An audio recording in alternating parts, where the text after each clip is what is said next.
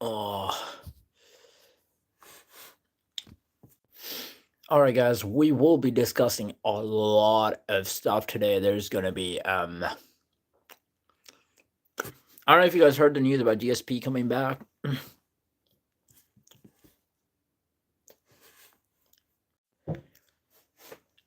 Yo, bro, how's it going? You're right.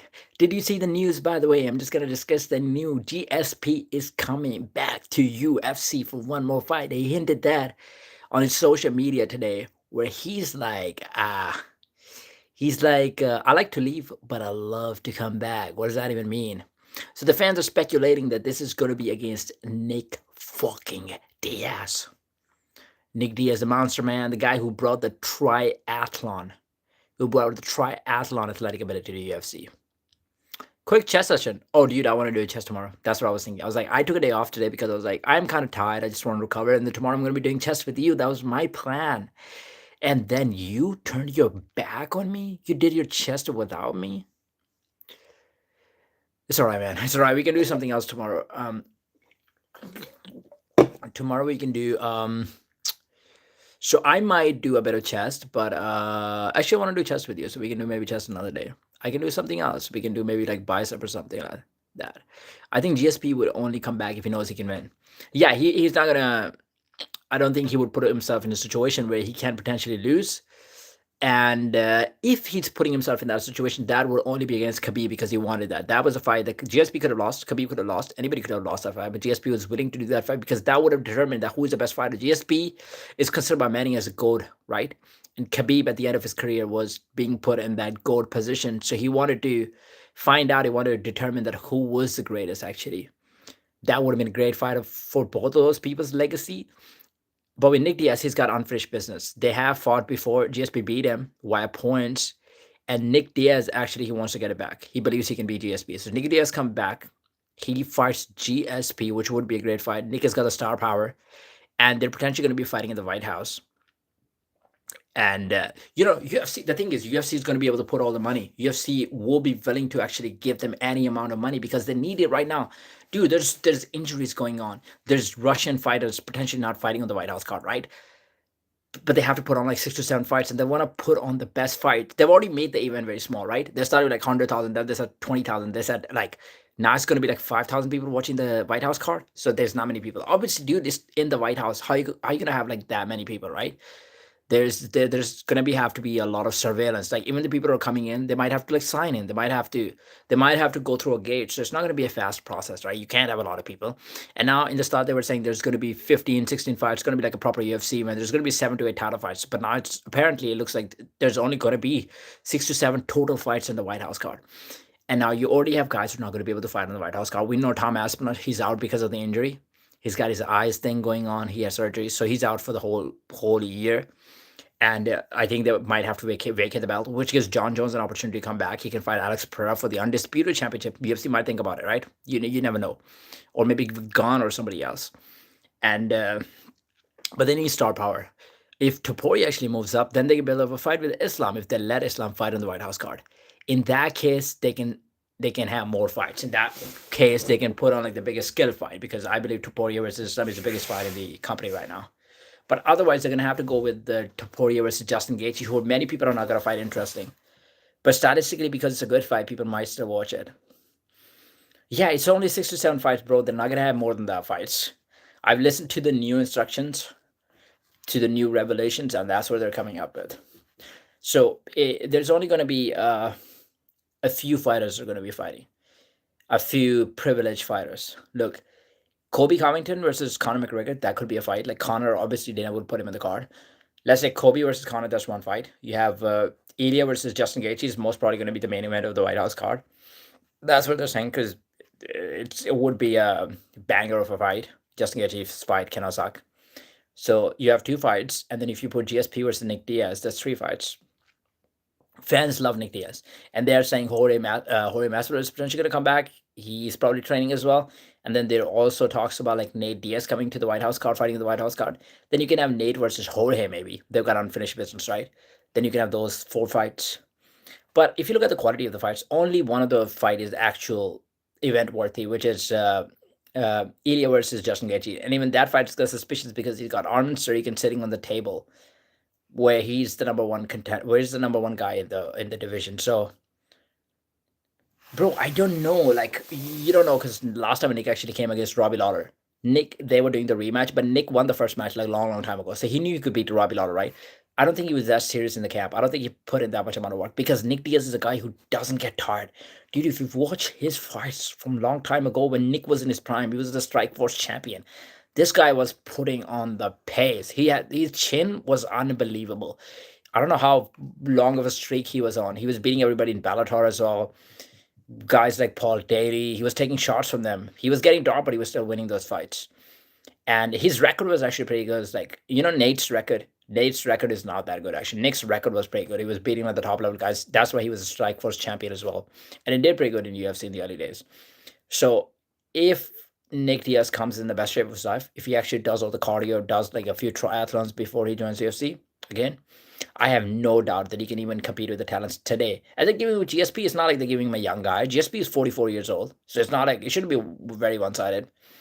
But also, UFC kind of destroyed Nick Diaz's career, so Nick Diaz probably does not even have a like. I know he didn't train in those 5 years that they destroyed, and it was only for smoking weed. And there are guys who were like steroid cheats who were taking Trenable, were taking testosterone, taking every single thing like John Jones, but he gets away with it. Nick Diaz couldn't get away with it. But by smoking meat, he couldn't get away with smoking weed. That tells you a lot about UFC. UFC hated him.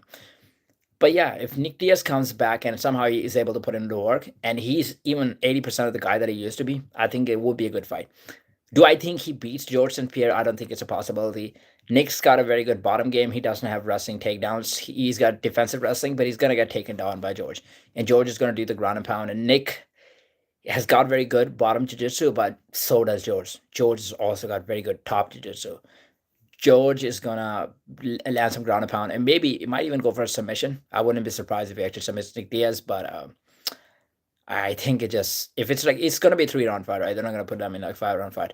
I just predict like 30-27 for George, or at least like a 29-28 for George.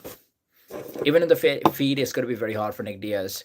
I don't know how much he's slow down. I don't know how much George is slow down. It kind of depends a lot on what shape both of these guys come in. Who is more washed up? George is probably a little bit older than Nick Diaz, but doesn't really matter. I mean, Nick should also be very old, to be honest. Nick is also very old. Anything else? You know what? I think more GSP is still in great shape.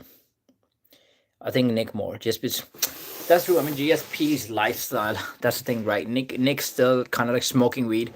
I know he started to change his lifestyle in the last couple of years, but you still see videos of him smoking weed. He looks a bit drunk sometimes.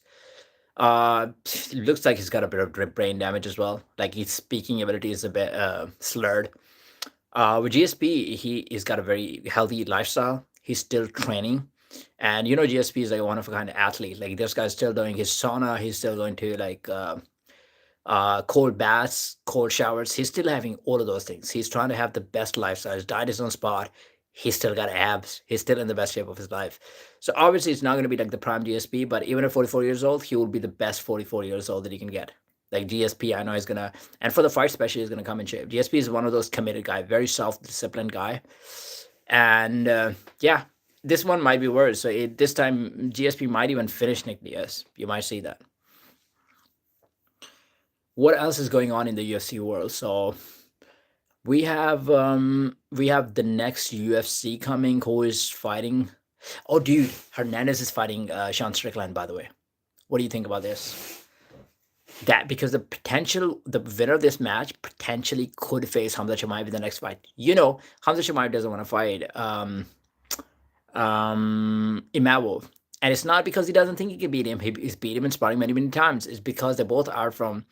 Imavov is from Dagestan and Hamza Chimaev is from Chechnya. They both are from the countries that are very closely related to each other and they like each other. So they don't want to fight with each other. That's the thing. So Hamza's like, if Imavov actually does not get the next title shot, if he sits down for one title shot, then Hamza will move to 205 and then Imavov will have the chance to fight for the next title shot. It could be a good decision for Imavov because he's got the chance to go fight Hamza Chimaev right now in the next title fight, but he might get destroyed. So why not sit down for one fight and then wait for the winner of Strickland versus Hernandez to get the next title shot? And then when Hamza moves up, you get the next title shot. You know what I'm saying? Like I'm pretty sure UFC will let him do that. I think that's a dude. To be honest, I think that's a good deal for Imawa because after the sparring videos, after the sparring results have come out, people would not even be interested in Imawa versus Hamza Chimaev. Like we know Imawa is a great striker. We know he's got great hands. Boxing wise, Hamza's not going to box with him. He's just going to wrestle with him. And even though Imawa has improved his takedown defense, people are not going to be. How are you going to sell the fight when you know he tapped him out like 5 to 6 times in one training session? There's not much to sell. But with Strickland, if Strickland actually goes and beat Hernandez, you can sell the shit out of that fight. You know why? People will still think that Hamza Chimaev can beat Strickland, but Strickland will talk shit. He will bring religion. He will bring politics. He'll bring a lot of things. He'll bring the leader of Chechnya and all of this, and you're going to be able to sell a fight with that. And then it's good for Hamza as well because he's getting like a bigger star. And also Hamza and Strickland genuinely hates each other. They both want to prove a point. Like Hamza wants to prove a point that he can actually out wrestle Strickland because that's what Hamza said happened in sparring. But Strickland actually has very different opinions. He's like DDP didn't know how to anti wrestle Hamza, which Strickland can do because Strickland has sparred with him a few times. He's been able to do that. Hamza says it's a crock of shit. That never actually happened. And if Strickland can beat Hernandez, he could have a claim that he can actually stop the grappling. Because that's what people are concerned about, right? Hamza's grappling just too high levels. Strickland cannot defend the takedowns. He got taken down by Dirkus Duplessis three times in the last few rounds, right? So how is he going to stop the takedowns from Hamza Chimaev? But if he stops the takedown from Hernandez, who is, I would say, like the second best grappler in the division right now, Hernandez, bro, if you watch Hernandez, actually, his pace is unbelievable pace. He puts the pace on you, and his takedowns are very good. So if you can stop the takedowns, then it's a good one. Islam was asked a question, I think either Khabib or Islam answered, said he can be 3-time world champion, including middleweight. Yeah, Islam was asked a question. He said he can be 3-time world champion, but that was like a while ago, right? That was before Hamza Chimaev actually became the champion. So if Dricus was the champion right now, I wouldn't be surprised if Islam actually gave it a shot. Islam moved up and beat Dricus, and I think he would. Dude, trust me, I think Islam would beat Dricus. But I think because Hamza's there, first of all, Chechnya and Dagestan, again, the same thing. They don't want to fight each other, right? They're like brothers. Second thing is Hamza is actually a very dangerous fight for Islam because you're not going to be able to grapple in that fight, right? Grappling is going to be very hard. It means you have to keep the fight on the feet. And even on the feet, trading with Hamza is not not the smartest decision. Who would win the fight if that actually happens? I think Islam can give it a tough time, to be honest, because Islam is a more complete fighter. But again, Hamza is bigger than Islam, so he might be able to big brother him a little bit, like control him a bit more. I don't know, but I understand that if he goes up to 185, after Hamza moves to 205. Hamza said that was disrespectful because Khabib said Islam and Hamza shouldn't fight because they're like brothers. Yeah, I understand that part of as well. And Hamza said behind back, they're always saying that he can middleweight belt that good and throwing Hamza's name on sides. Yeah, dude, I don't think they should be saying that, to be honest. Like, I don't like that. If Khabib and Islam behind the backs are saying that, oh, he can actually go to middleweight and he can beat us Hamza, I don't think that looks good, really. They shouldn't be saying that stuff. Because Hamza never actually says any stuff about Khabib or Islam. It's only when they bring up the names. Like, there will be times when fans will actually bring up the names and be like, they actually said that or like that happened. So, I don't really know, to be honest.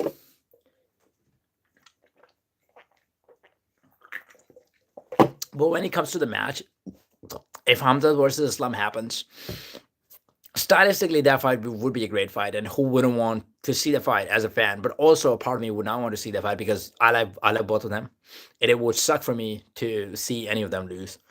But at the same time, if you're providing me with that fight as the fan, I mean, I guess it's a good matchup.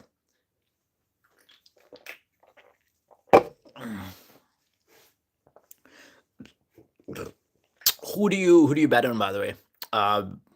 Between Dracus, Strickland versus Hernandez. Who do you think takes that?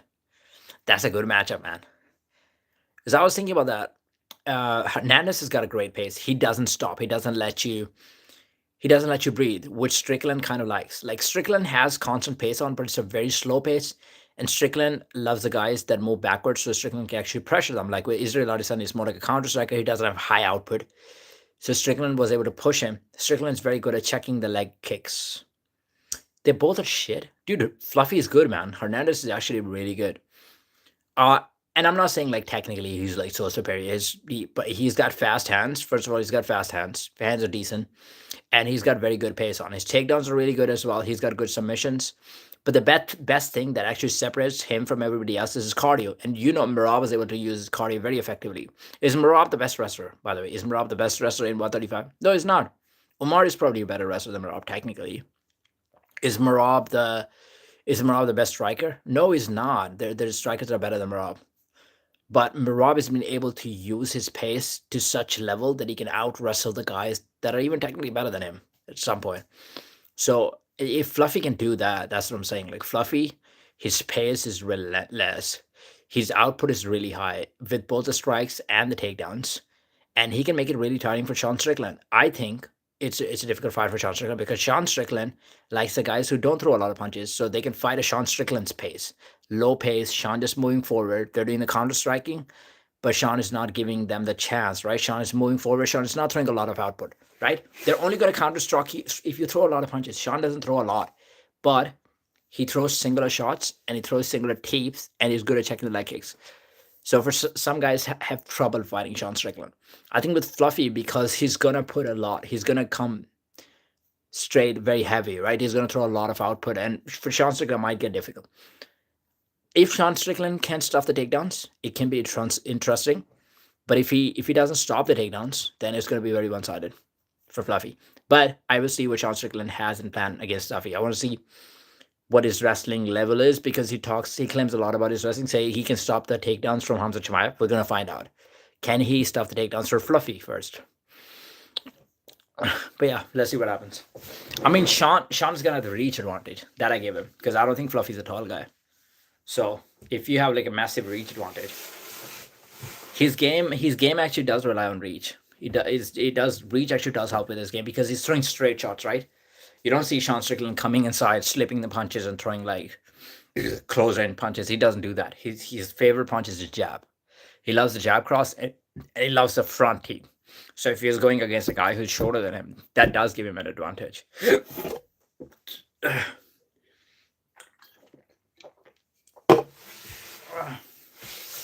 One second. Let me pull up the UFC cards and let's make some predictions now.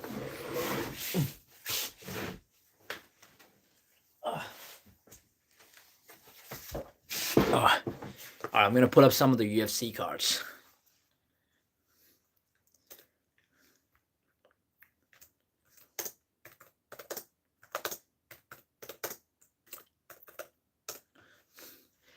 Dude, imagine they could make Donald Trump fight on the card.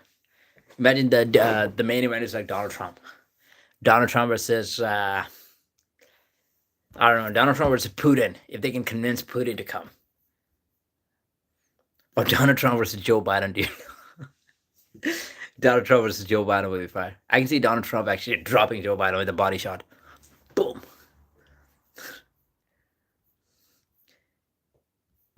Trump versus Epstein? Trump versus Epstein files, or Epstein himself. Epstein actually makes a comeback, and he's like, "Donald Trump, I'm here! Surprise, surprise, motherfuckers! The king is back." It could be, or make Donald Trump versus who was I gonna say, dude? I forgot. You know what Donald Trump's theme song is gonna be when he walks to his octagon entrance song? It's gonna be YMCA YMCA. But dude, Trump is fucked. If you talk about the Epstein files, Trump is fucked. Did you see Pam Bondi yesterday, by the way, when she was getting asked the questions? Bro, she would not answer a single question. She would ask them questions in return. She would ask a question on top of a question. Literally. Like, they're asking the question, like, did Donald Trump have interactions with the underage girls? Or did Donald Trump meet underage girls on the Epstein Island? And she'll be like, are you crazy? How are you asking me this question? And then she would say, your party guy, like, they're Democrats, right? So they're asking conservatives the hard questions. But she would ask Democrats the same question back. Like, your leader had meetings with Jeffrey Epstein. Would you want to press him on that? But, like, they just ask you a question. Just answer the damn question, right? What are you doing here? And sometimes she would be surprised. Like, she would have no answer. Like, she literally couldn't say anything back. There was a so she was getting asked questions by Jasmine from Democratic Party, and Jasmine actually put her on the spot. Jasmine actually started bringing the emails, like the actual context from the emails, and she would say, "This happened in 1996. Donald Trump was in at the Epstein house, and they spent 8 hours with a girl in the Epstein house. That happened. That happened. So what was that about?" And like she would ask at another instant, like that happened. Donald Trump was there, and Donald Trump was asking Epstein to actually bring the girls for him. That was working. Yeah, that stuff was happening, and she couldn't answer the question. By the way, okay, I'm gonna bring the UFC cards. By the way, bro.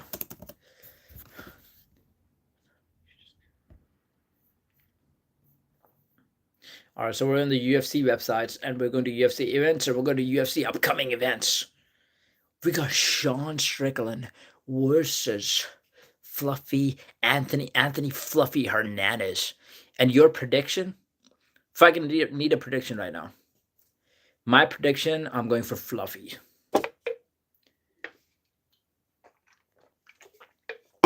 I think it's Fluffy's time, dude. I think it's Fluffy's time. I think it's going to be Fluffy is going to be a bit too much for Sean Strickland, and then they can hopefully set up the fight between Fluffy and Hamza Shemaev. You're going for Sean. It's not a crazy pick, to be honest. Like Fluffy has won some matches, but he hasn't won a match at like a high level. So this would be a tough test for Fluffy too. So I'm going for Fluffy. You're going for Sean. Next one is Moreno versus Kavanaugh. Dude, Kavanaugh stepped in on a short notice against Moreno. God damn it, Brandon Moreno, the former flyweight champion. That is a big test for Kavanaugh, but he's also getting the spotlight, man. He can prove himself against one of the best fighters at the flyweight division.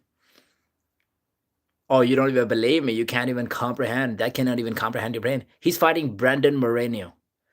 Yes, Loner Kavanaugh is fighting Brandon Moreno. He stepped on short notice because his Moreno's opponent got injured.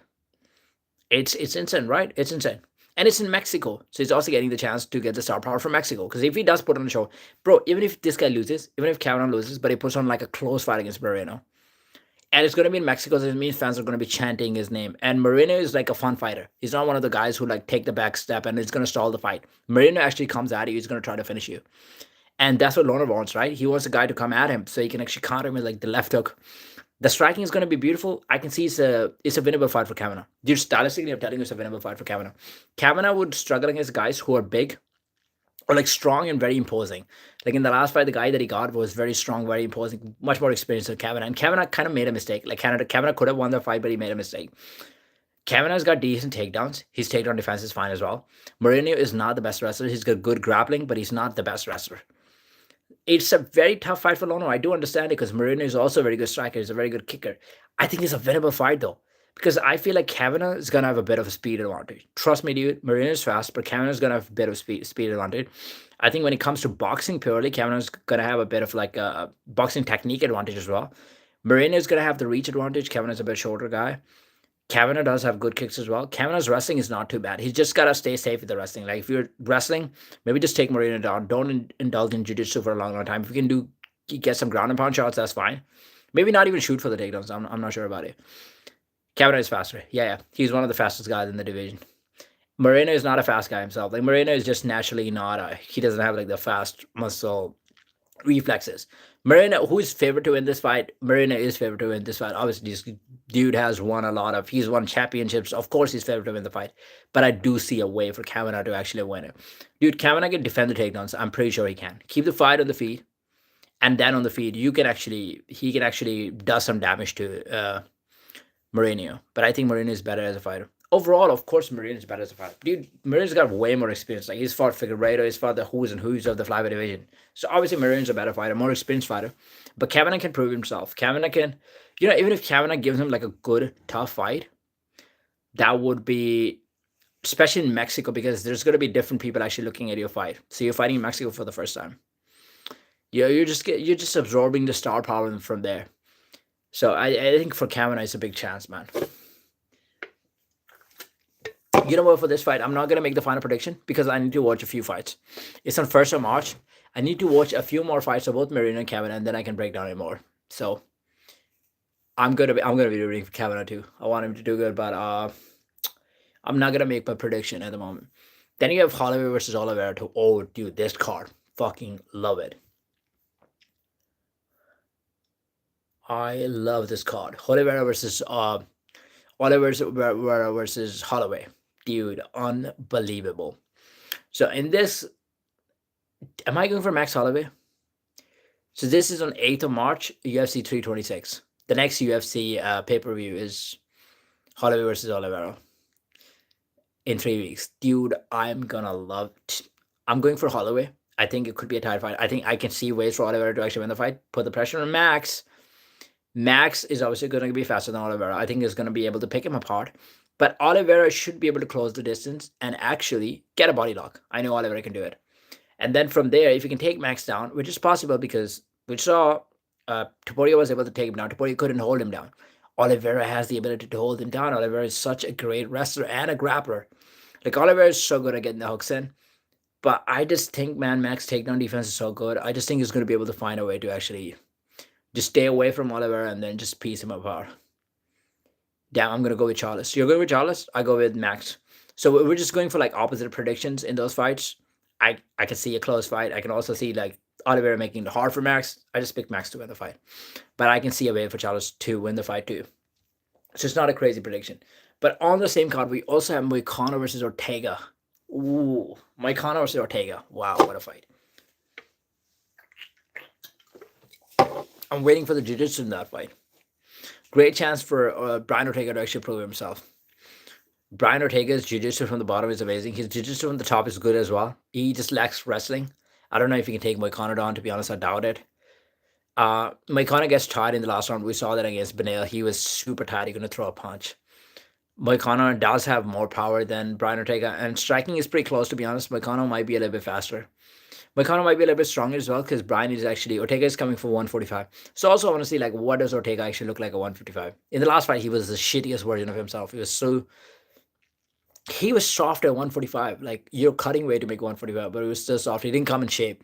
Sometimes Ortega is in good shape, but last fight he did not actually come for the shape. It looked like he didn't do any sort of physical exercise to actually stay in shape. So if you see a strong, powerful Brian Ortega against Moicano, I think it would be a good fight to watch. Yeah, do I pick Ortega to actually win the fight? I think Ortega might be able to get it, but it will be a good fight. But I can see like the winner of this fight actually going against Paddy Pimblett. I think UFC might do that. The winner of this fight against Paddy Pimblett in the future. I can see that happen. Then you have Emmett versus somebody. Oh, no. Actually, on the same card. On the same card, you also have Caio Barao versus Rene de Ridder.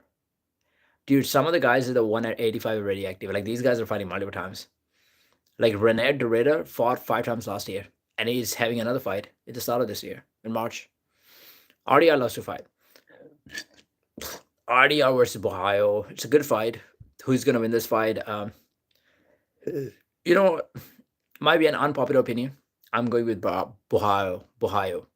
I think Bohaio is going to be very slick on the feet. Bohaio just needs to stop the takedowns from RDR. He's going to make it like a striking fight. Bohaio is very accurate in striking. In the last fight, he was not throwing a lot. But in the last fight, they both had so Bohaio versus Imao. Remember that fight? They both have very low outputs. So it was kind of like a boring fight at some point. Like, they both are not throwing much strikes in the fight.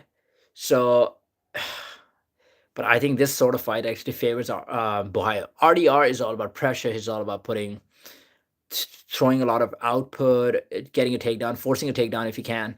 I think against Bohaio, for him, forcing a takedown would be difficult because how RDR actually gets a takedown is he gets a takedown via like judo throws sometimes. RDR is not going to shoot a double leg on you. That would never happen.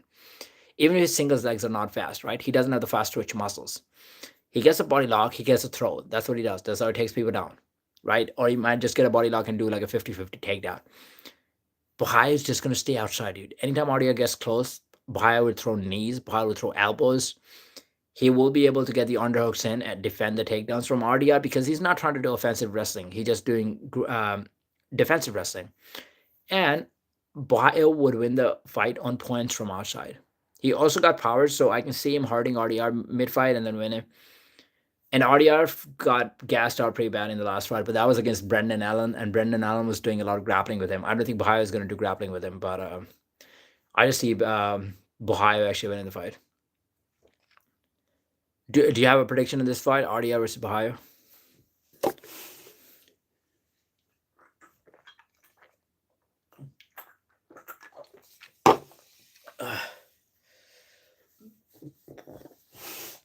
Who's fighting next? Then you're going for Bahia as well. Then you have Rodriguez versus Pereira. Do I have a prediction in this fight? Ferrara. I think Ferrara. He's a little bit hotter these days. Like he's on a bit of a streak. You have Raw Font versus Rosas Jr. So I mean, it's not a it's a massive fight for Raw Font for Rosas Jr. Shugweeby. Because Rosas actually needs to prove that he has become a man. He's not a kid anymore. And we've seen improvements in his wrestling. He's just becoming more dominant. Now he's going against like decent fighters, and he's been able to hold his own. And this is the biggest rise in the test now. He's going against Raw Font, who used to be like top 5 in the bantamweight division. Fought at a very high level. Fought Chito Vera. Fought some other good guys. Yeah, it's a good fight. I think if Roses can bring grappling into the equation of this fight, and if he can take Raw Font down, and people have been able to take Raw Font down, to be honest, his takedown defense is not the best. I think Roses can actually win the fight. He's young. He's hungry. He's willing to take the risk. He doesn't get knocked out easily. You've seen the size of his skull, right? It's a massive skull. Raw Font, on the other hand, is very technical on the feet. So if Roses cannot get the takedowns, it's going to be very hard for him, even though Roses is fast.